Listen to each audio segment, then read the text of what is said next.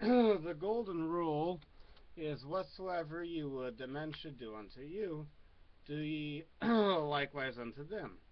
In other words, what you want somebody else to do to you, do it to them first.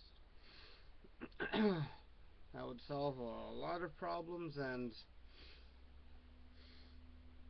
that would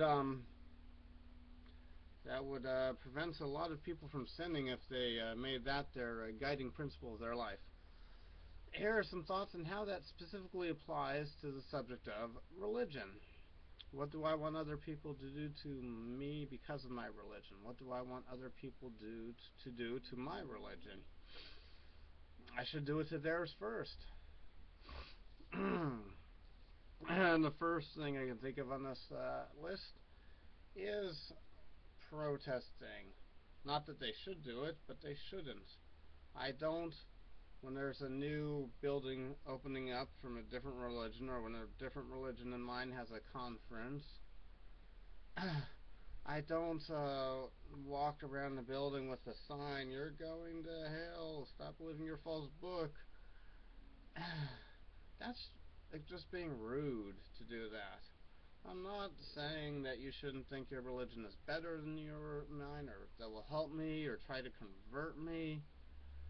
Just don't be marching around the building when my important building is being built, or when there's a conference, get together of my religion. Go door to door. Go to talk to me at work. Talk to me as a neighbor when you see me and you're living in my neighborhood. But I should not, and I do not, go protesting other religions. I should try to find out what others really believe. Why do I say really believe? Well, what the religion really teaches, I mean. Not everyone that's a member of a religion knows what the religion really teaches, has all their facts straight. So I shouldn't be, talking about somebody else's religion and saying, this or that religion believes this crazy thing because I heard somebody that was a member of that religion one time say it. No, I should find out if what somebody says is in their book, if they're really quoting what their religion teaches, or if they're not. And I should stick to reading their books to find out what they teach. If I'm trying to learn about Islam, I should not read Judy Zasser's book, or I should read the Quran and the Hadith, or what's another, or that there's at least one lady that's a convert to Islam that's on YouTube. I think she's in Britain. She gets some things wrong. She claims the religion teaches things that it doesn't. Why do I know? Because I read the fundamental book of the religion, and I can see there are differences between what she claims and what's in the book.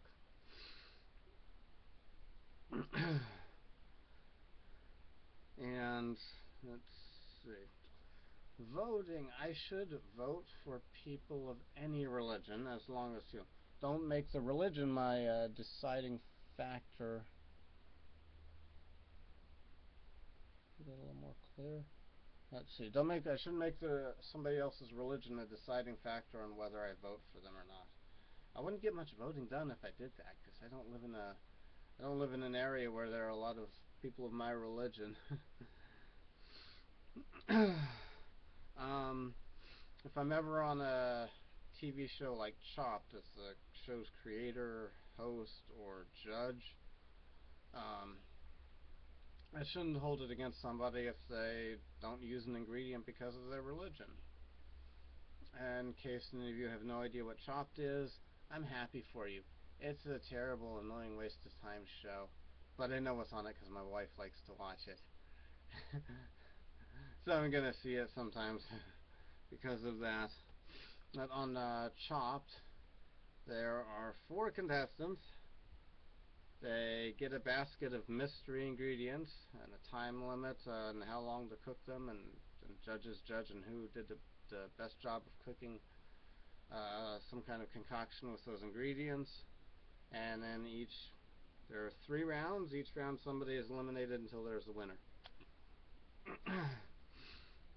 um, I should um, I should let other people have their Sabbath. If I own a business, if there's somebody who, and if I own a business, I should let my employees have their Sabbath off. If somebody isn't in the police or military or prison guard, if you sign up for law enforcement, guess what? You signed up to work 7 days a week. The law enforcement works 7 days a week, and you shouldn't claim, oh, my religious rights are being violated because I don't have my Sabbath day off. Oh, you signed up for the kind of work that means you don't get your Sabbath day off. But, anything else, a restaurant, a grocery store, if there's somebody who has a Sabbath day, you should let them have it off. I'm not saying a paid day off. That might be the sacrifice that they make to their God, is to have one less day of pay to work with.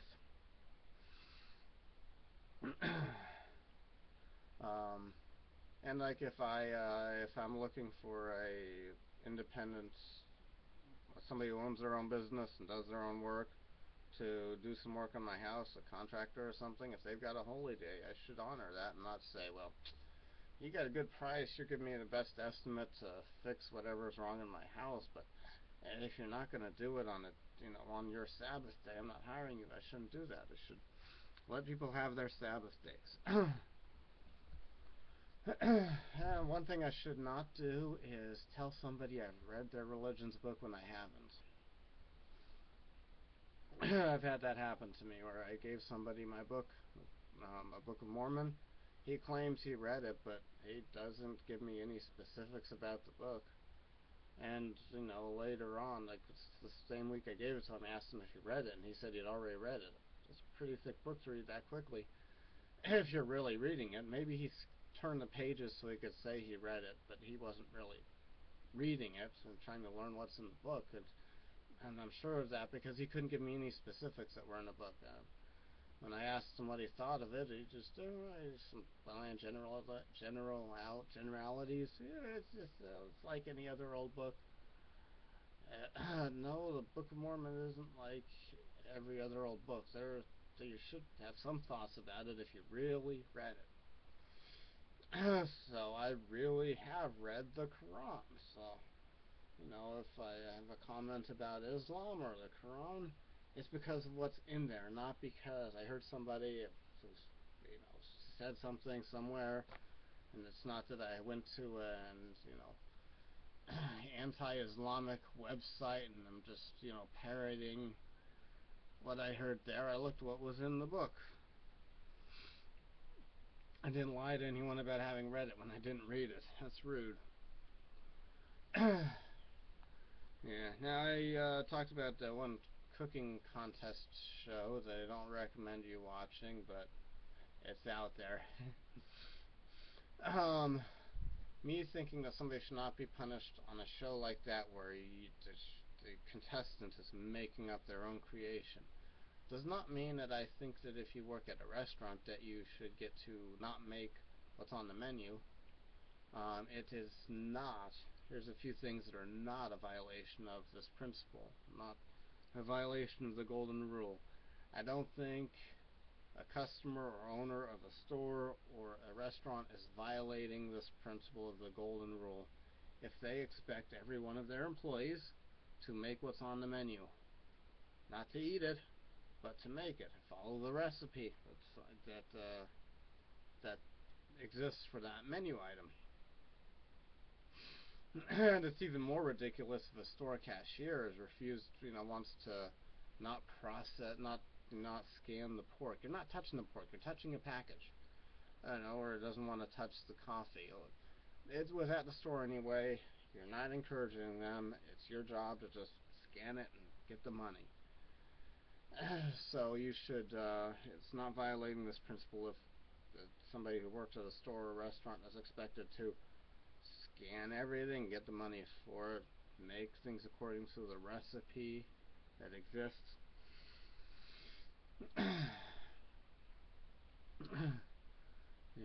I don't. I don't think. I don't demand. I don't want people's bakeries shut down if they refuse to um, be a customer in some religious and in some way that supports my religion.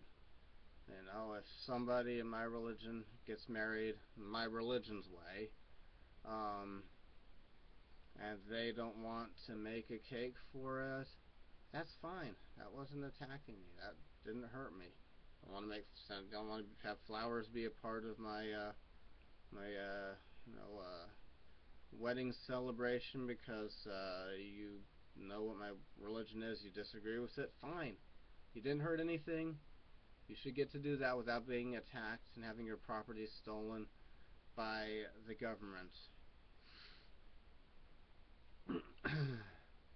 Um, I'm not sure what I would do if I was in a situation where I worked at a bakery and somebody wants a cake for something I strongly disagree with, or I'm not in that situation. I'd handle it then, but it would be wrong of me to, you know, to demand some florist, wedding photographer to take pictures of my wedding if they, think my religion is evil.